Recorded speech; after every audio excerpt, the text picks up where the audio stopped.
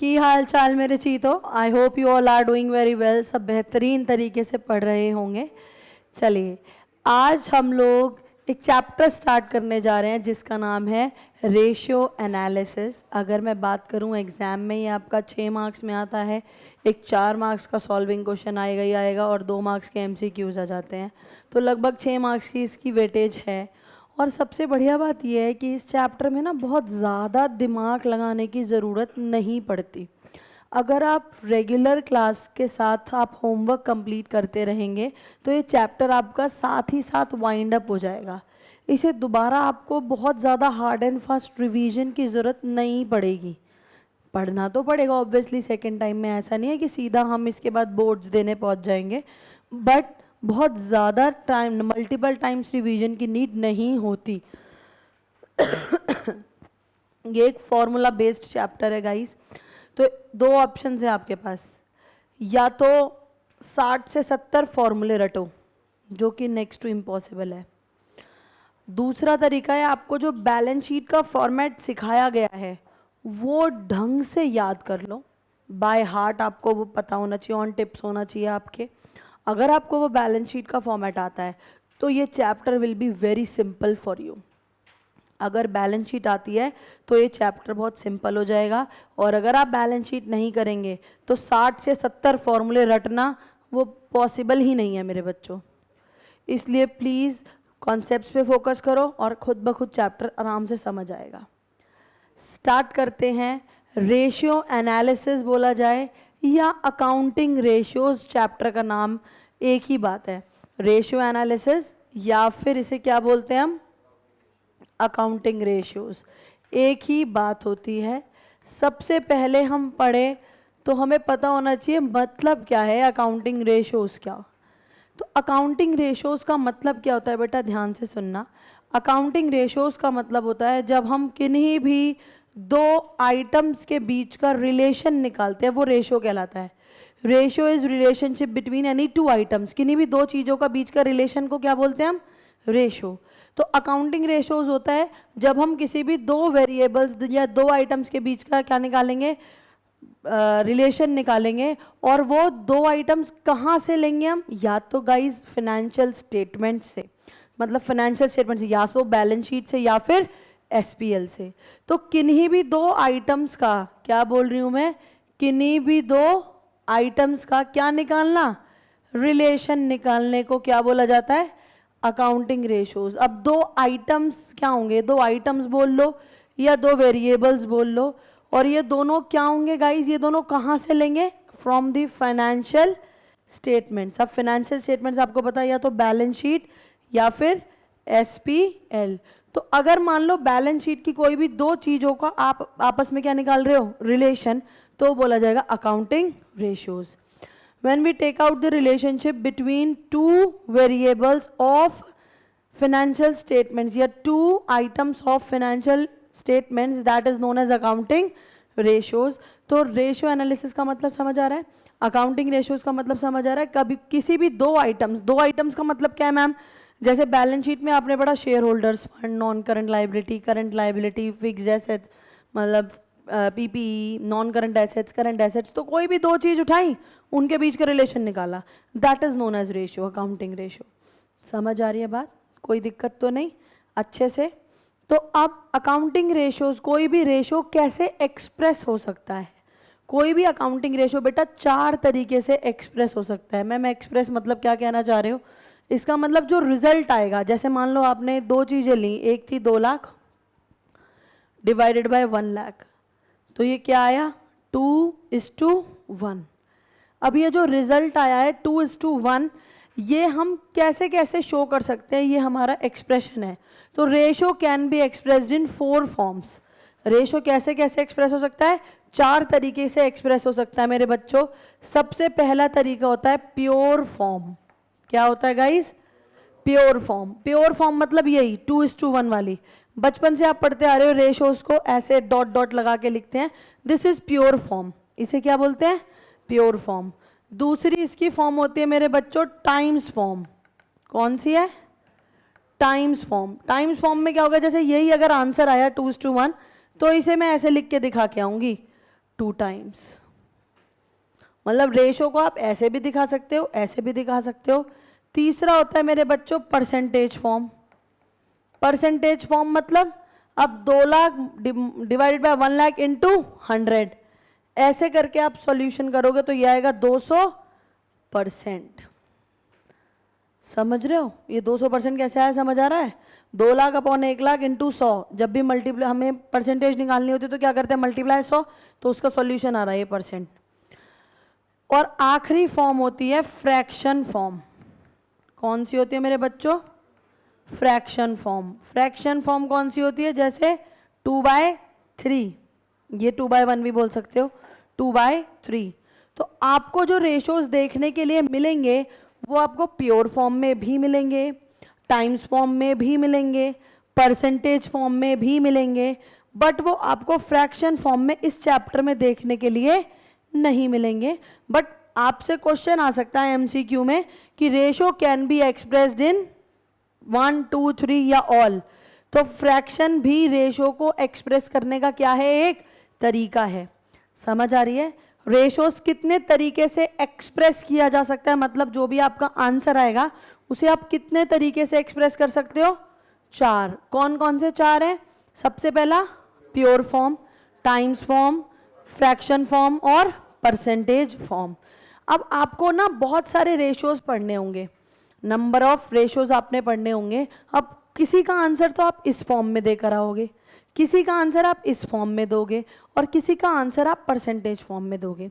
जैसे जैसे हम चैप्टर को आगे बढ़ाते जाएंगे आपको क्लैरिटी आती जाएगी कि कौन सा रेशो कौन सी फॉर्म में हमें देना है और क्यों। ठीक है, बट सिर्फ इस चैप्टर के लिए इतनी सी बात है, be regular and complete your homework on time. साथ साथ चैप्टर निपट जाएगा, पता भी नहीं चलेगा। और अगर आपने इसे डिले किया, होमवर्क नहीं किया, लेथार्जिक हुए, तो आई एम सॉरी, ये चैप्टर चाह के भी आप दोबारा नहीं कर पाएंगे, क्योंकि number of questions are more in this chapter. ठीक है, चलिए आइएगा। रेशियो एनालिसिस का मतलब जब 2 या 2 से ज़्यादा वेरिएबल्स को हम क्या करते हैं, बैलेंस शीट के या एसपीएल के 2 या 2 से ज़्यादा दो आइटम्स का क्या निकालते हैं, relationship. The relationship between 2 items of the financial statement is known as accounting ratios. It can be expressed in 4 forms, namely pure form, fraction form, percentage form और times form. Clear to everybody? कोई दिक्कत यहाँ तक? Very nice. अब ratios कितने तरीके के होते हैं? What are the types of ratios? हमारे रेशोज कितने तरीके के होते हैं? तो ध्यान से देखेंगे बेटा, रेशोज हमारे 4 तरीके के हैं। कितने रेशोज हैं गाइस? 4। कौन कौन से 4 रेशोज हैं, ध्यान से देखना। सबसे पहला है मेरे बच्चों लिक्विडिटी रेशोज। सबसे पहले रेशोज कौन से हैं? लिक्विडिटी। क्या होते हैं, क्यों होते हैं, कितने होते हैं, सब आज की क्लास में पता चल जाएगा। दूसरे होते हैं गाइस सॉल्वेंसी रेशोज। कौन से होते हैं बच्चों? Solvency ratios. तीसरे होते हैं मेरे बच्चों टर्नओवर रेशोज। और आखिरी होते हैं profitability ratios. So there are 4 kinds of ratios which you have to cover in this chapter, namely liquidity, solvency, turnover and profitability. अब ये क्या है, क्यों है, किस लिए हैं, कितने होते हैं, इनके फॉर्मूले क्या हैं, ये क्यों बनाए गए, क्या ज़रूरत है किसी भी कंपनी को इन्हें कैलकुलेट करने की, वो सब बात मैं आपको बताने जा रही हूँ। आज की क्लास हमारी प्योरली सबसे पहले लिक्विडिटी रेशोज पर है। लिक्विडिटी रेशोज क्या होते हैं बेटा? कोई भी कंपनी की हमने बैलेंस शीट और एसपीएल बना लिया, इसका मतलब हमने उसकी फाइनेंशियल पोजीशन और फाइनेंशियल परफॉर्मेंस निकाल ली कि भाई वो फाइनेंशियली कहाँ स्ट्रॉन्ग कर रहा है, वो हमारा नेट प्रॉफिट आ रहा है या नेट लॉस आ रहा है, या उसकी फाइनेंशियल स्टैंडिंग कैसी है, ऑब्लिगेशंस, वो ये सब हमने निकाल लिया, पता चल गया। अब बात आती है उसे और डिटेल स्टडी करने के लिए, उसे और डिटेल स्टडी करने के लिए हमें उसे क्या करना पड़ता है गाइस? एनालाइज करना पड़ता है। एनालाइज करने का मतलब है हमें उसे डिटेल में स्टडी करना पड़ता है। तो अब डिटेल में स्टडी करने के लिए कि कंपनी किस पोजीशन पे है, ढंग से काम कर पा रही है नहीं कर पा रही, अपनी लायबिलिटी पे कर पाएगी नहीं कर पाएगी, पिछले साल प्रॉफिट कितना कमाया था, इस साल प्रॉफिट कितना कमाया, इस साल खर्चा ज़्यादा हुआ कम हुआ, ये सारी चीज़ें डिटेल में समझनी पड़ती हैं, क्योंकि management has to take decisions regarding the future, whether they have to start a new product, whether they have to start a new brand और नॉट। ये सारी डिसीजंस ऐसी नहीं ले लिए जाते। तो उसके लिए प्रॉपर डिटेल क्या करनी पड़ती है कीर्ति? स्टडी करनी पड़ती है। तो वो डिटेल स्टडी में हमारा रेशियो एनालिसिस एक बहुत इंपॉर्टेंट पार्ट प्ले करता है। तो रेशियो एनालिसिस में सबसे पहले मैं आपको बताने जा रही हूँ लिक्विडिटी रेशियोज। लिक्विडिटी रेशियोज क्या होते हैं बेटा? कंपनी चेक करती है कि वो अपनी शॉर्ट टर्म, क्या वर्ड यूज कर रही हूं मैं? Short term. कंपनी चेक करती है कि क्या मैं अपनी शॉर्ट टर्म फाइनेंशियल ऑब्लिगेशन, क्या वर्ड यूज कर रही हूं ध्यान से देख लो, short term financial obligation. Company check करती है कि क्या मैं अपनी शॉर्ट टर्म फाइनेंशियल ऑब्लिगेशन को टाइमली रीपे कर पा रही हूं या नहीं कर पा रही हूं। बच्चा कहता है मतलब शॉर्ट टर्म फाइनेंशियल ऑब्लिगेशन मतलब, शॉर्ट टर्म का मतलब है जो 12 महीने के अंदर अंदर आपको रीपे करना है। बताओ मुझे, जो पैसा आपको 12 महीने के अंदर अंदर रीपे करना होता है, आप उसे कौन सी लाइबिलिटीज बोलते हो? Correct, current liabilities. तो जो पैसा आपको 12 महीने के अंदर अंदर रीपे करना है उसे बोला जाता है करंट लाइबिलिटीज। तो ये वाले जो रेशियोज होते हैं हमारे शिवम, लिक्विडिटी रेशियोज, वो ये कहते हैं कि हम इन्हें कैलकुलेट करके ये जज करते हैं कि क्या हम इतने काबिल हैं, whether we are capable enough to repay our short term borrowings on time और not. Short term financial obligation को, जो पैसा हमने 12 महीने से कम के लिए उधार लिया हुआ है लोगों से या बैंक से, क्या हम उसे टाइम पे रीपे कर भी पाएंगे या नहीं पे कर पाएंगे, ये रेशियोज हमें ये बताते हैं। समझ आ रही है बात? ये क्या बताते हैं गाइस हमें कि क्या हम अपनी शॉर्ट टर्म फाइनेंशियल ऑब्लिगेशंस को विद इन टाइम कंप्लीट कर पाएंगे, मतलब पे कर पाएंगे या नहीं। वहीं ये जो सॉल्वेंसी होते हैं मेरे बच्चों, सॉल्वेंसी स्पेशली होते हैं लॉन्ग टर्म के लिए, कि जो नॉन करंट लायबिलिटीज है, जो 12 महीने से ज्यादा के लिए आपने उधारी ले रखी है, क्या आप उसे टाइमली रीपे कर पाओगे या नहीं कर पाओगे। ये दोनों जब आएंगे जब बताए जाएंगे। तो liquidity ratios are the ratios which are calculated by the company, which are calculated by the accountant to determine that whether the company is capable enough to repay its short term obligation on time or not. I am sorry for using the word, but बेटा क्या company की औकात है कि वो अपनी short term financial obligations को timely repay कर पाएगी? अगर हाँ तो भी लिक्विडिटी रेशियोज बताएंगे, अगर ना तो भी लिक्विडिटी रेशियोज बताएंगे। समझ आया या नहीं? क्लियर? सॉल्वेंसी किस लिए होते हैं हमारे सॉल्वेंसी रेशियोज? निश्चल अभी बताया मैंने, सॉल्वेंसी रेशियोज किस लिए हैं? लॉन्ग टर्म फाइनेंशियल ऑब्लिगेशन, मतलब जो मैंने 12 महीने से ज्यादा के लिए लोन्स लिए हैं वो रीपे हम टाइम पे कर पाएंगे या नहीं, वो हमारा सॉल्वेंसी बताते हैं। Clear to everybody? सर समझ आया? कोई दिक्कत तो नहीं, कोई परेशानी? सबको क्लियर है? चलिए अब हम सबसे पहला पढ़ने जा रहे हैं Nishu, that is liquidity ratios के अंदर क्या क्या है।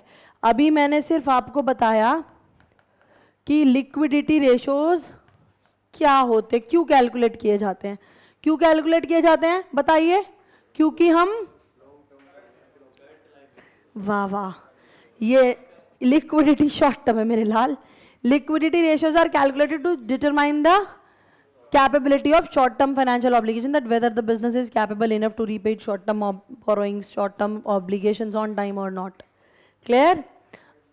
ये होते हैं दो तरीके के। ये रेशियोज कितने तरीके के होते हैं मेरे बच्चों? दो। कौन कौन से? बहुत ध्यान से सुनना। सबसे पहला लिक्विडिटी रेशियो होता है करंट रेशियो, और दूसरा होता है लिक्विड रेशियो।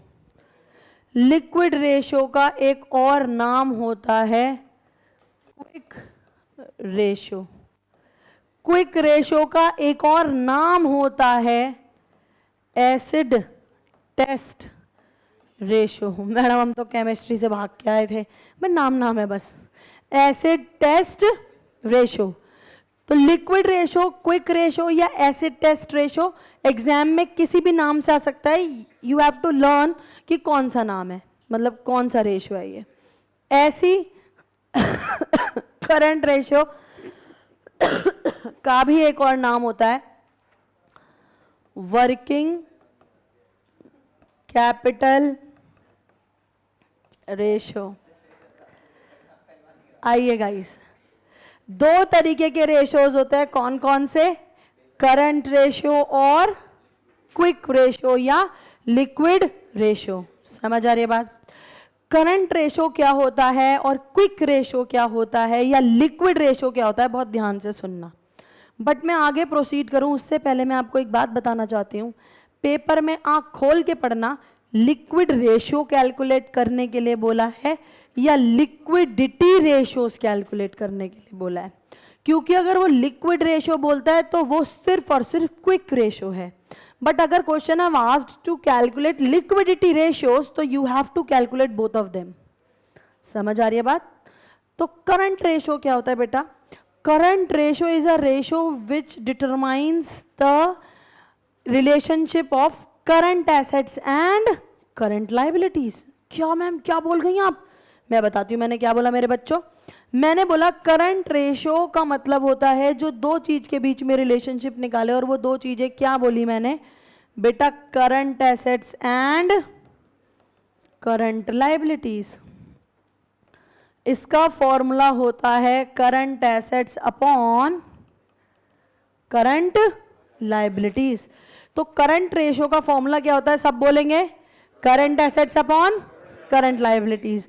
अगर मेरे बच्चों इस रेशो के बारे में तुमसे पूछ ले what do you mean by current ratio, तो जवाब यही है, the ratio which tells us the relationship between current assets and current liabilities. अगर भाई साहब एसेट और लाइबिलिटी लिखा है तो 0 नंबर मिलेंगे, क्योंकि सिर्फ करंट एसेट्स और करंट लाइबिलिटीज के बीच के रिलेशन को निकालने के लिए क्या बोलते हैं हम? Current ratio. समझ आ रहा है बेटा? तो करंट रेशो हमारा वो रेशो है जो करंट एसेट्स और करंट लाइबिलिटीज के बीच का रिलेशन निकालेगा, जिसका फॉर्मूला क्या होता है? देखो बताओ, देख के बताओ फॉर्मूला क्या होता है? Current assets upon current liabilities. कोई दिक्कत तो नहीं? Current assets upon current liabilities इसका फॉर्मूला होता है।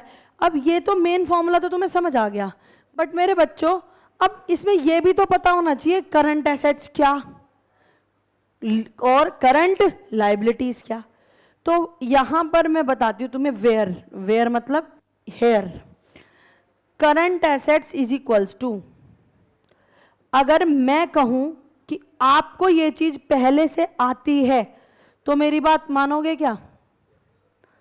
बोलो, अगर मैं कहूं तुम्हें ये ऑलरेडी पता है कि करंट एसेट्स में क्या क्या आएगा तो मानोगे मेरी बात? मैं प्रूफ करती हूं। करंट एसेट्स की शॉर्ट फॉर्म बताई थी सर, आप ही से पूछ रही हूं, सही समझ रहे हैं? क्या बताई थी? बैलेंस शीट में करंट एसेट्स की शॉर्ट फॉर्म बताई थी मैंने एक, सिटसो। याद आया? क्या थी? CITCSO, हमने शॉर्ट में याद करी थी सिटसो। अगर वो याद है तो यहां सब याद है। आओ मैं करती हूं तुम्हारी मदद। फुल शॉर्ट फॉर्म क्या थी? C+I+T+C+S और +O। मैंने कुछ नहीं करा, मैंने शॉर्ट फॉर्म को ऐसे इलेबोरेट करके मुझे समझाना है बस, इसलिए मैंने ऐसे लिख दिया CITCSO। और ये मेरे बच्चे, मेरे चीतों, मेरे बालकों को सबको पता है कि ये हमने ऑलरेडी बैलेंस शीट में कवर अप कर रखा है। C से करंट इन्वेस्टमेंट्स, वेरी नाइस। यहां पर भी वही है। C से क्या है मेरे बच्चों? Current investments. करंट इन्वेस्टमेंट्स मतलब वो इन्वेस्टमेंट जो हमने 12 महीने से अंदर अंदर के लिए कर रखी है। I से, वेरी गुड गाइस, I से इन्वेंट्रीज। T से, अरे वाह मौज कर दी guys, trade receivables. Cash and cash equivalents, very nice. S से था short term loans and advances, very nice. और जिसका कोई नहीं होता उसका कौन होता था? Other current. क्या ये सब आप लोगों को नहीं पता? बताइए, क्या ये सब आप लोगों को नहीं पता गाइस? सबको पता है, पर फिर भी यू नीड माई हेल्प। क्यों? क्योंकि यहाँ पर छोटी छोटी सी 2-3 बातें हैं जो आपको याद रखनी है, और मेरे पढ़ाने के बाद आपको याद हो जाएगी, टेंशन लेने की कोई ज़रूरत नहीं है। करंट एसेट्स का फॉर्मूला बोलेंगे सब बिना यहाँ पर देखे, current investments plus inventories plus trade receivables plus cash and cash equivalent plus short term loans and advances और अदर करंट। Well done. अब मैं एक एक चीज को बताती हूँ। करंट इन्वेस्टमेंट्स मतलब वो इन्वेस्टमेंट जो आपने 12 महीने के अंदर अंदर के लिए कर रखी है। जैसे क्वेश्चन में लिखा मिल जाए investment in debentures for 3 months, investment in debentures for 3 months, तो ये हमारे लिए करंट इन्वेस्टमेंट है। एक शब्द आता है गाइज मार्केटेबल सिक्योरिटीज। क्या वर्ड आता है मेरे बच्चों? तुम इसे भूल जाते हो, मैंने आपको चैप्टर 1 में भी याद दिलाया था, दोबारा याद दिला रही हूं। मार्केटेबल सिक्योरिटीज का मतलब होता है वो सिक्योरिटीज जो मार्केट में जाते ही बिक जाती हैं, हाईली लिक्विड सिक्योरिटीज। तो मार्केटेबल सिक्योरिटीज आ रही है और करंट इन्वेस्टमेंट्स, समझ आ रही है? क्योंकि वो एकदम से जाके बिक सकती है मार्केट में, तो दे आर इजीली लिक्विडेबल, वो बहुत ही ज़्यादा क्या है, लिक्विड फॉर्म में होती है, हाईली लिक्विड एसेट्स होती हैं, इसलिए वो करंट इन्वेस्टमेंट्स का पार्ट होती हैं। कोई प्रॉब्लम किसी को? डन। इन्वेंट्रीज, इन्वेंट्रीज में मैंने आपको बताया था क्या क्या आता है। Raw material, finished goods, loose tools, stores, goods in transit और स्टोर्स एंड स्पेयर्स, और एक था स्टॉक इन ट्रेड। मेरी बात कान खोल के सुनिएगा गाइस, इन्वेंट्रीज का जो पूरा का पूरा खानदान है, उस खानदान में 2 निकम्मे बालक हो गए। स्टोरी याद रखना, इन्वेंट्रीज के खानदान में 2 निकम्मे बालक हो गए जिनसे पूरा खानदान परेशान हो गया, और उन्होंने उन दोनों को लात मार के निकाल दिया। उन्होंने कह दिया तुम हमारे खानदान का पार्ट नहीं हो। 2 निकम्मे भाई हो गए, खाने पीने लगे, जुआ बुआ खेलने लगे। घर वालों ने कहा भाई हमसे हाथ जुड़वाओ, हम तुम्हें नहीं जानते, तुम हमारे बालक नहीं।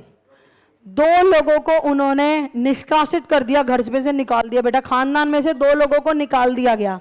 ये कहानी याद रखनी है, मेरी बात सुन लो, पेपर में बहुत हेल्प करेगी। इन्वेंट्रीज में से 2 निकम्मे भाइयों को निकाल दिया गया है। इसका मतलब यहां पर है एक्सक्लूडिंग, याद रखनी है ये बात, मेरी स्टोरी से याद रहेगा गाइस। एक्सक्लूडिंग 2 चीजें, एक निकाला लूज टूल्स और दूसरा निकाला स्टोर्स एंड स्पेयर्स। ये 2 भाइयों को याद रखना, ये 2 भाइयों को इन्वेंट्रीज के फैमिली में से, इन्वेंट्रीज के खानदान में से क्या कर दिया गया है? बेदखल। इन्हें कह दिया चलो तुम हमारे बालक नहीं। पर आज ही मैं एक बात समझा रही हूं, पहले ही दिन पढ़ा रही हूं और पहले दिन ही बात बता रही हूं, एक दिन ऐसा आएगा जिस दिन इन्हें वापस से अपने परिवार में मान लिया जाएगा। वो कौन सा दिन होगा? Wait for the twist. ये बात आपको याद है, वनवास है, श्री राम पे पहुंच जाते आ रहे, यहाँ आइए प्लीज। तो इन्वेंट्रीज में आपको याद रखना है, सब कुछ कवर होगा सिवाय 2 चीजों के। कौन कौन सी? लूज टूल्स और स्टोर्स एंड स्पेयर्स। सिर्फ रेशियो एनालिसिस के लिए ऐसा। अब ये नहीं है कि मैं पेपर में पूछ लूं बताओ लूज टूल्स बैलेंस शीट में कहां जाते हैं तो तुम आंसर बदल दोगे। लूज टूल्स बैलेंस शीट में, करंट एसेट्स में, इन्वेंट्रीज में ही जाते हैं, इन्वेंट्रीज में ही जाते हैं अभी भी। बट सिर्फ और सिर्फ रेशियो एनालिसिस, रेशियो कैलकुलेट करते टाइम आप इन्वेंट्रीज को क्या करोगे? इन्वेंट्रीज में से लूज टूल्स और स्टोर्स एंड स्पेयर्स को हटा दोगे। समझ आया? कोई प्रॉब्लम तो नहीं? सबको क्लियर है? ट्रेड रिसीवेबल्स 2 चीजों का सम होता था। हाँ correct, debtors plus bills receivable. यहां एक छोटी सी बात है, यहां हमारे डेटर्स कौन से चाहिए? यहां हमें लेने हैं नेट डेटर्स, यहां हमें लेने हैं कौन से डेटर्स? नेट। बच्चा कहता है नेट मतलब, आओ मैं समझाती हूं। मान लो क्वेश्चन में डेटर्स दे रखे हैं 2 लाख के और प्रोविजन फॉर डाउटफुल डेट्स दे रखा है 20,000 का। तो आप यहां पर क्या करोगे? यहां पर डेटर्स की वैल्यू लोगे 2 लाख माइनस 20,000, दैट इज 1,80,000। इस नेट डेटर्स का मतलब ये है कि आप डेटर्स में से डाउटफुल डेट्स माइनस करने के बाद फिगर लोगे। याद रहेगा सबको? कोई दिक्कत तो नहीं? Very nice. Cash and cash equivalents सबको पता है। कैश एंड कैश इक्विवेलेंट्स क्या होता है? Cash in hand, bank balance, cheque in hand, correct, bank drafts. ठीक है, ओवरड्राफ्ट नहीं होता। Bank overdraft short term borrowing होता है गाइस, याद रखना। All right, short term loans and advances जो छोटे टर्म के लिए हमने किसी को दिए हैं। अदर में बहुत कुछ आ सकता है, पर इस चैप्टर में वो आपसे 3 ही चीज पूछेगा अदर में। वो 3 चीजें क्या है मैं लिख देती हूं। पहली है गाइस प्रीपेड एक्सपेंसेस। पहली कौन सी है? Prepaid expense. जो एक्सपेंस मैंने पहले पे कर दिया जिसका बेनिफिट मुझे बाद में मिलना है वो मेरे लिए क्या है? एसेट। और बेनिफिट मुझे विद इन 1 ईयर मिलना होता है तो वो करंट एसेट। पर करंट एसेट्स में से वो यहां कहीं भी नहीं जाता तो किस में जाता है? प्रीपेड में। ठीक है, अदर में मतलब अदर करंट एसेट्स में प्रीपेड पूछेगा।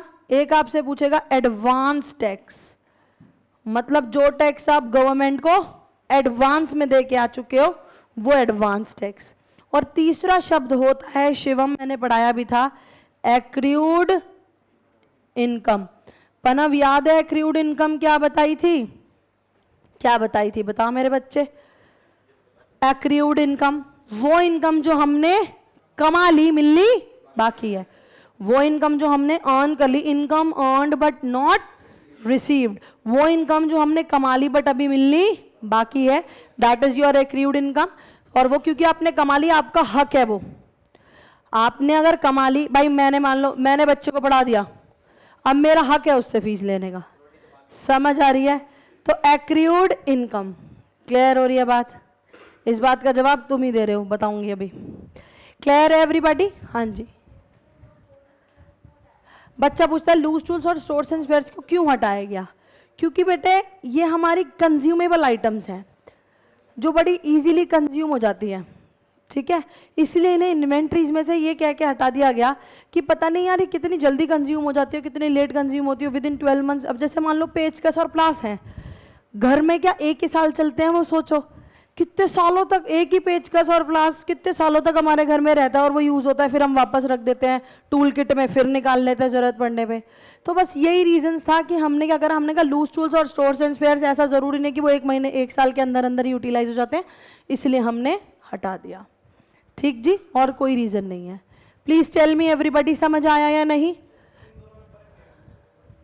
बेटा लूज टूल्स और स्टोर्स एंड स्पेयर्स में ये फ़र्क है कि लूज टूल्स तो क्या है, ये पाने और रिंच वगैरह जो टूल्स आप यूज़ करते हैं। ठीक है, स्टोर्स एंड स्पेयर्स क्या होता है बेटा, कुछ मशीनरी में ऐसे आइटम्स होते हैं जो जल्दी घिस जाते हैं, जैसे गाड़ी का टायर, तो वो स्टोर्स एंड स्पेयर्स। ऐसी बड़ी बड़ी मशीन्स में कोई ना कोई क्या होता है, ऐसा पार्ट होता है जो घिसता रहता है टाइम टू टाइम। तो हाँ, ब्रेक शू कह सकते हो, है ना। ब्रेक पैड पता नहीं बेटा, बाइक्स में होता है, गाड़ियों में होता है, अच्छा ठीक है। तो ये हमारे लिए क्या है, these all are what, stores and spares. हाँ करेक्ट कह सकते हो। बड़ी बड़ी कटिंग मशीन्स में ब्लेड्स होते हैं जो टाइम टू टाइम बदलने पड़ते हैं, तो वो ब्लेड्स स्टोर्स एंड स्पेयर्स में चले जाते हैं। स्पेयर मतलब जो एक्स्ट्रा पार्ट रखते हैं हम। ठीक बेटा, मेजर डिफरेंस ये है। Clear to everybody? समझ आया सबको? करंट रेशो का फॉर्मूला बताएंगे सब, करंट रेशो का फॉर्मूला बताएंगे सब।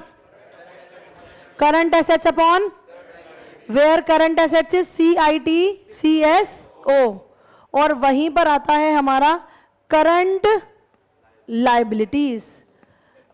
करंट लायबिलिटीज की शॉर्ट फॉर्म बताइए, एस्टॉस। करंट लाइबिलिटीज की शॉर्ट फॉर्म क्या थी? एस टॉस। एस से क्या था? Short term, very good. S से था शॉर्ट टर्म बोरोइंग्स, टी से ट्रेड, और ट्रेड पेबल्स में दो ही चीजें थी, याद करो, क्रेडिटर्स और बिल्स पेबल्स। ओ से अदर करंट लाइबिलिटी, जिसका कोई नहीं होता उसका अदर करंट लाइबिलिटी हो जाता है। और लास्ट में शॉर्ट टर्म प्रोविजन, जिसका एग्जाम्पल आपने पढ़ा था, प्रोविजन फॉर टैक्स और प्रोविजन फॉर डाउटफुल डेट्स। बिल्कुल सही कह रहा है लड़का। कोई प्रॉब्लम बताइए? यहां कुछ एक्सक्लूडिंग व एक्सक्लूडिंग नहीं है। जैसे वहां पे करंट एसेट्स में हमने दो तीन चीजें पढ़ी कि भाई इन्वेंट्रीज में से 2 भाई निष्कासित कर दिए गए हैं, निकाल दिए गए हैं, ये याद रखने पड़ेंगे। डेटर्स कैसे लेने हैं? नेट। नेट मतलब provision for doubtful debt minus करने के बाद, ये बातें याद रखनी पड़ेंगी। लाइबिलिटीज में जो आपने करंट लाइबिलिटीज में पढ़ा कि ये चीजें ही जाती हैं, जैसे बैंक ओवरड्राफ्ट, कैश क्रेडिट, ये दोनों ही किसके एग्जाम्पल्स थे? शॉर्ट टर्म बोरोइंग्स के। ट्रेड पेबल्स में दो ही चीजें पड़ी थी, क्रेडिटर्स एंड बिल्स पेबल, यहां पे भी वही है, ठीक है। शॉर्ट टर्म प्रोविजन में provision for tax, provision for doubtful debts, वो यहां पर आएगा। डाउटफुल डेट्स यहां क्या हो जाएगा? सुनना, शॉर्ट टर्म प्रोविजन में तो हट जाएगी, यहां पर हम इसमें से माइनस करके दिखाएंगे, डेटर्स में से प्रोविजन फॉर डाउटफुल डेट्स, ठीक है। क्लियर हो गई बात? सर समझ आए सबको अच्छे से? अब मैं समझाती हूं एक्चुअल में होगा क्या। ये तुम्हें इतनी देर से फॉर्मूले तो समझ आ गए, बट एक चीज समझनी है। क्या? मेरे बच्चों, मान लो तुमने कैलकुलेशन की, look at the board everybody, this was your formula, current assets upon current liability, you don't have to write short forms, पूरा लिखना होता है। और मान लो तुमने जब इसे कैलकुलेट करा तो ये कैलकुलेट करके ऐसी फिगर आई, तो आपका आंसर आएगा 2:1। अगर मान लो ये ऐसी वैल्यू आती 2/3, तो आप इसे 2:3 लिखकर नहीं आ सकते। रूल है, हाँ जी, रूल है कि आप न्यूमरेटर को 1 बनाएंगे तो पॉइंट्स में नहीं लिख सकते। इस रेशो को आप इसी फॉर्म में लिखकर आते हैं। 2:3 को 2:3 छोड़कर नहीं आओगे, इसे सॉल्व करके आओगे, समझ रहे हो? पॉइंट लगा के सॉल्व। बताओ क्या आएगा? 2/3 का क्या आएगा? 0.67:1। अगर आप इसे 2:3 लिखाए, आधा नंबर काट लेगी टीचर, क्योंकि आपको हमेशा न्यूमरेट, जो हमारा डिनोमिनेटर है, दैट इज ऑलवेज 1। आप, ये रूल है, रेशो को आप हमेशा कैसे लिख कर आओगे? प्योर फॉर्म में 1 आना चाहिए, लास्ट में 1 आना चाहिए। आगे आप इसे क्या कर दो? डेसिमल में लिख दो, कोई दिक्कत नहीं है। सब में बेटू समझ आया यहां या नहीं? अब मैं आपको छोटी सी एक बात और बताती हूं। आइडियल करंट रेशियो, क्या वर्ड यूज कर रही हूं मैं? Ideal current ratio. Ideal is best. Best current ratio क्या बताया गया? बेस्ट करंट रेशियो बताया गया गाइस 2:1। अब इसे एनालाइज करो, ये 2:1 क्या है? मेरे बच्चों, करंट लाइबिलिटीज का मतलब क्या होता है? सब मेरे को बताओ, करंट लाइबिलिटीज का मतलब क्या होता है? बोलिए। एग्जैक्टली, जो 12 महीने के अंदर अंदर पे करनी है। और करंट एसेट्स का मतलब क्या होता है? जो 12 महीने के अंदर अंदर कैश में कन्वर्ट हो जाएगा। बोलो हाँ के ना, यही पढ़ा ना मेरे बच्चों? जो 12 महीने के अंदर अंदर कैश में कन्वर्ट हो जाएगा वो करंट एसेट्स, और जो 12 महीने के अंदर अंदर हमें रीपे करना है वो क्या होती है बच्चे? Current liability. तो यहां पे एनालाइज करो निश्चल। हम कह रहे हैं 2 लाख की तो मेरी क्या है? Current asset. मतलब मुझे मार्केट से 12 महीने के अंदर अंदर कितने रुपए मिल जाएंगे? पर मुझे देने कितने हैं? डबल रिसीव कर रहे हो, समझ रहे हो? देना है 1 रुपया और मिल रहे हैं 2 रुपए। क्या आराम से रीपे कर पाओगे? अगर थोड़ी बहुत ऊंच नीच भी हो गई, डेटर ने पैसा देने से मना कर दिया, या टाइम पे पैसा नहीं दिया, या इन्वेंट्री थोड़ी बहुत नहीं बिक पाई, तो भी हम उसे झेल पाएंगे? आ रही है बात समझ में या नहीं? तो इसीलिए आइडियल करंट रेशो क्या बोला गया बेटू, 2:1, 2:1। अगर किसी कंपनी का रेशो है मान लो 1.5:1 और वो तुमसे कहता है बताओ, कमेंट करके बताओ, तो आप क्या कहोगे कि ये कंपनी की पोजीशन बहुत अच्छी नहीं है क्योंकि ये आइडियल रेशो जो कि 2:1 है उससे कम है। समझ आ रही है बात? Are you getting my point? पर अगर मान लो किसी कंपनी का रेशो है 3:1, 4:1, तो ये कैसा है? अच्छा है, अबव है। आइडियल रेशो 2:1 है पर ये रेशो और अच्छा है कि 3:1, 4:1 है, तो हम कहते हैं ठीक है। बट मान लो ये रेशो हो जाए 9:1, 7:1, 5:1, बच्चा कहता है ये भी बढ़िया है। नहीं, हर चीज की अति खराब होती है। इसी तरीके से अगर आपका करंट रेशो इतना हाई है, इसे बोलते हैं टू हाई। क्या बोलते हैं? डबल ओ वाला, टू हाई। कि अगर हमारा current ratio is very high, is too high, that is also dangerous for the business, that is also injurious for the business. क्यों? नहीं, रेड नहीं। क्यों? क्योंकि भाई तुम पे करंट एसेट तो बहुत सारी हैं और तुम्हारी लायबिलिटी कम है। इसका मतलब ध्यान से देखो, करंट एसेट्स में क्या क्या चीजें हैं, एक मिनट देखो। करंट एसेट्स में क्या है? इन्वेंट्रीज है, डेटर्स हैं, कैश है। इसका मतलब भाई या तो तुम्हारी बहुत सारी इन्वेंट्रीज पड़ी हैं, इसका मतलब तुम बस सामान बनाए जा रहे हो, बेच खरीदने वाला कोई है नहीं, तो पागल हो तुम जो सामान बना बना के अपना पैसा ब्लॉक कर रहे हो। समझ रहे हो? तो अगर हमारी इन्वेंट्रीज बहुत हाई है, इसका मतलब जो हमारा करंट रेशो बहुत ज्यादा होता है, तो हमें कमेंट करना पड़ेगा। तो हमें क्या कमेंट करना है कि too high current ratio is very injurious for the business because it shows blockage of money, blockage of funds in inventories. इसका मतलब आपकी इन्वेंट्रीज बहुत ज्यादा रही होंगी, और अगर आपकी इन्वेंट्रीज बहुत ज्यादा है तो पागल हो गया जो बना बना के रखे जा रहे हो, जब बिक नहीं रही तो जब जरूरत पड़े जब ले लेना। हाँ, बच्चा कहता है क्या पता इन्वेस्टमेंट में ज्यादा हो, तो भाई तू अगर इतना ही पैसा है तो करंट इन्वेस्टमेंट में क्यों लगा रहा है? लॉन्ग टर्म में लगाना, उसमें ज्यादा तुझे रिवॉर्ड मिलेगा, यहाँ रिस्क भी है। समझ रहे हो? आइए, क्या पता डेटर्स ज्यादा हो, क्या पता डेटर्स का अमाउंट ज्यादा हो, तो यार बेड डेट्स होने की प्रोबेबिलिटी भी तो बढ़ जाएगी, इतना ज्यादा उधार सामान दे रहे हो। चलो डेटर्स भी छोड़ो, कोई बात नहीं, वो तो बिजनेस ज्यादा करोगे तो डेटर्स होंगे। कैश पड़ा है या बैंक में बैलेंस पड़ा है, तो भाई इतना कैश और बैंक अगर तेरे पास है तो उसे इन्वेस्ट करना, खाली क्यों रख रखा है? गले में क्यों रख रखा है? कैश चुर जाएगा, कोई चोरी करके ले जाएगा। बैंक में तूने बैलेंस रख रखा है तो भाई खाली बैलेंस बैंक में तुझे 2 या 5 या 6% का इंटरेस्ट मिल जाएगा हद से हद। उस पैसे को लगा ना, मार्केट में लगा, शेयर मार्केट में लगा, कहीं तो लगा। तो समझ आ रही है बात?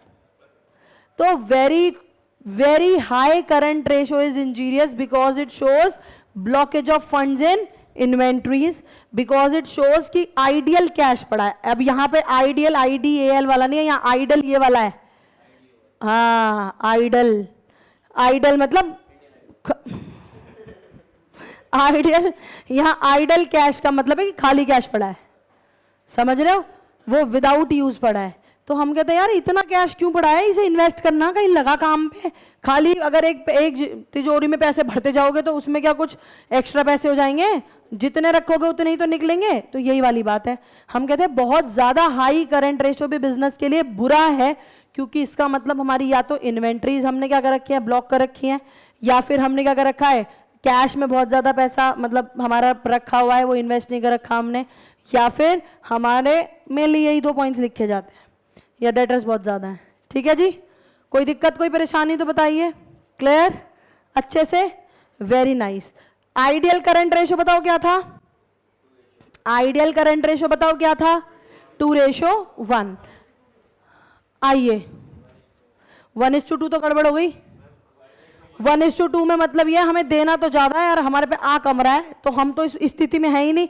मुझे देना है 2 रुपए, आ रहे हैं मेरे पे 1 रुपए, तो हम इस पोजीशन में है ही नहीं कि हम टाइमली पैसा दे पाए। ठीक, 4 के बाद, अप्रोक्सीमेटली 4 के बाद। हाँ, current assets, current word use कर। इट इज नियरली नियरली 2, तो हम कहेंगे ठीक है, it is approximately with the ideal ratio, तो ये अच्छा है। 1.9 रेशियो 1 को हम अच्छा ही लिख कर आएंगे कि it is nearly the ideal ratio, तो कोई प्रॉब्लम नहीं है। ठीक जी, आइए guys, next ratio is quick ratio या एसिड टेस्ट रेशियो या लिक्विड रेशियो। लिक्विड रेशियो, ठीक, इसका फॉर्मूला क्या होता है सुनना। इसका फॉर्मूला होता है liquid assets upon current liabilities. अब जैसी मैं ये लिखती हूं, बच्चे का क्वेश्चन होता है ये शब्द तो आपने कभी नहीं पढ़ाया, लिक्विड एसेट्स, ये क्या मतलब है? लिक्विड एसेट्स या क्विक एसेट्स भी बोल सकते हैं। नहीं नहीं, कुछ आपने सोचने की कोशिश करी, अच्छी बात है, आपने सोचा भी बहुत हद तक अच्छा है, वेरी नाइस।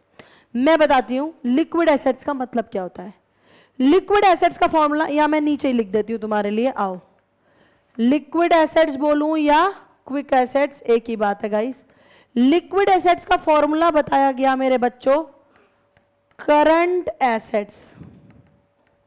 अभी इसका मतलब भी बताऊंगी मैं। करंट एसेट्स में से 3 चीजें माइनस कर दी गई। कितनी चीजें माइनस कर दी गई? 3 चीजें। कौन कौन सी? सबसे पहले माइनस करी इन्वेंट्री, दूसरे नंबर पे माइनस किया प्रीपेड एक्सपेंसेस, और तीसरे नंबर पे माइनस किया एडवांस टैक्स। मैम ये बताओ ये लिक्विड एसेट्स होते क्या हैं? गाइस, लिक्विड एसेट्स या क्विक एसेट्स का मतलब होता है वो एसेट्स जो with in a very short period of time cash में कन्वर्ट हो जाते हैं, मतलब which can be converted into cash immediately. जो चीज इमीडिएटली कैश में कन्वर्ट हो जाएगी या जो चीज हमारी बहुत जल्दी विद इन 1 और 2 मंथ्स कैश में कन्वर्ट हो जाएगी, वो होते हैं लिक्विड एसेट्स। तो हमने लिक्विड एसेट्स में 3 चीजों को हटा दिया। सबसे पहले इन्वेंट्री, क्यों? क्योंकि हो सकता है इन्वेंट्री बनेगी, फिर वो वहां तक पहुंचेगी जहां जानी है। जैसे चाय का एग्जाम्पल ले लो, अरे चाय पत्ती, तो चाय पत्ती क्या है बताओ? हमारी असम दार्जिलिंग में उग रही है, और वो फिर बेटा पैक होगी, फर्निश, पहले उसे मैन्युफैक्चर करेंगे, फिर उसे पैक करेंगे, फिर वो पैक होके पूरे देश में जाएगी, तब जाके हमें मिलेगी। आ रही है बात समझ में या नहीं? तो इसका मतलब क्या वो विद इन 1 और 2 मंथ्स हो जाता होगा काम? नहीं, इट टेक्स टाइम। तो इसीलिए इन्वेंट्री को हमने कहा सुन भाई सुन, तुझसे पैसे 1-2 महीने में नहीं आते, चल निकल। तो करंट एसेट्स में से किसे हटा दिया? इन्वेंट्री को। कोई दिक्कत तो नहीं। प्रीपेड, जो खर्चा हमने पहले पे कर दिया, जिसका बेनिफिट मिलना है, क्या पैसा मिलना है, इसलिए हटा दिया। और एडवांस टैक्स, जो पहले हम गवर्नमेंट को दे चुके हैं, सिर्फ हमें इसका वही मिलना है, क्या? बेनिफिट। तो याद रखना है लिक्विड एसेट्स हमारे क्या होते हैं जब हम करंट एसेट्स में से 3 चीजों को माइनस करते हैं। बताओ कौन कौन सी? Inventories, prepaid, advance tax. 90% question में सिर्फ ये मिलेगा, 10% में ये दोनों मिलेंगे। बहुत रेयर चांस है कि ये भी आए, बट मैंने आपको बता दिया है। जैसे आइडियल करंट रेशियो था 2:1, वैसे आइडियल क्विक रेशियो होता है गाइस 1:1। आइडियल रेशियो क्या होता है इसका? Ideal quick ratio is 1:1। समझाती हूं क्यों। गाइस मान लो 1 लाख अपॉन 1 लाख वैल्यू है, इसका मतलब तुम्हें 12 महीने के अंदर अंदर रीपे करना है 1 लाख, और तुम 2 से 3 महीने में 1 लाख रुपए ले लेते हो। भाई आइडियल रेशियो क्या है कि हम 3 महीने के अंदर अंदर हमें क्या हो जाता है, 3 महीने के अंदर अंदर हमें पैसा जो कन्वर्ट हो जाता है, दैट इज क्विक एसेट्स। तो हम कहते हैं यार तुम्हें 3 महीने के अंदर अंदर 1 लाख रुपए मिल रहे हैं और तुम्हें देने हैं वो 12 महीने के अंदर अंदर, उससे बढ़िया क्या है? मौजा मौजा है, वो पैसा तो तुम 4 बार एक तरीके से रिकवर कर लोगे। आ रही है बात समझ में या नहीं? इसका मतलब आइडियल क्विक रेशियो इज, बोलो बोलो, 1:1। एक लास्ट फॉर्मूला, क्योंकि कल मुझे वो क्वेश्चन के लिए चाहिए भी और आपको पता भी होना चाहिए। एक वर्ड होता है guys, last 30 seconds, working capital. क्या वर्ड होता है गाइस? वर्किंग कैपिटल का मतलब होता है जो ऑपरेशनल कैपिटल चाहिए होती है हमें। जैसे बिजनेस को चलाने के लिए हर महीने सैलरी देनी पड़ती है, इलेक्ट्रिसिटी बिल देना पड़ता है, रेंट देना पड़ता है, तो दीज आर ऑपरेशनल एक्सपेंसेस। तो कुछ पैसा चाहिए होता है हमें, जो ये खर्चे होने ही होने हैं। भाई एम्प्लॉय की सैलरी देनी है, रेंट देना ही देना है, चाहे कुछ हो ना हो ये पैसा देना ही देना है ना। तो ये हमारी वर्किंग कैपिटल होती है जो डे टू डे ऑपरेशंस के लिए नीडफुल होती है। तो वर्किंग कैपिटल का फॉर्मूला होता है मेरे बच्चों current assets minus current liabilities. क्या फॉर्मूला होता है guys? Current assets minus current liabilities. हम कहते हैं जो एसेट्स आपके पास है उसमें से लाइबिलिटीज माइनस कर दो, जो आपका पैसा बचेगा that is your working capital. Clear to you all people और नॉट? अरे याद करो ना 11th क्लास में तुमने अकाउंटिंग इक्वेशन पढ़ी थी, capital is equals to asset minus. तो जब मैं वर्किंग कैपिटल कहती हूं तो working capital is current assets वाली, तो current assets minus current liabilities is working capital. आपको नोट्स मिलेंगे लिखने के लिए, आप वो नोट्स लिख के लाएंगे, आपका यही होमवर्क है, कल हम इसके न्यूमेरिकल्स करेंगे। Bye bye, take care, God bless you guys.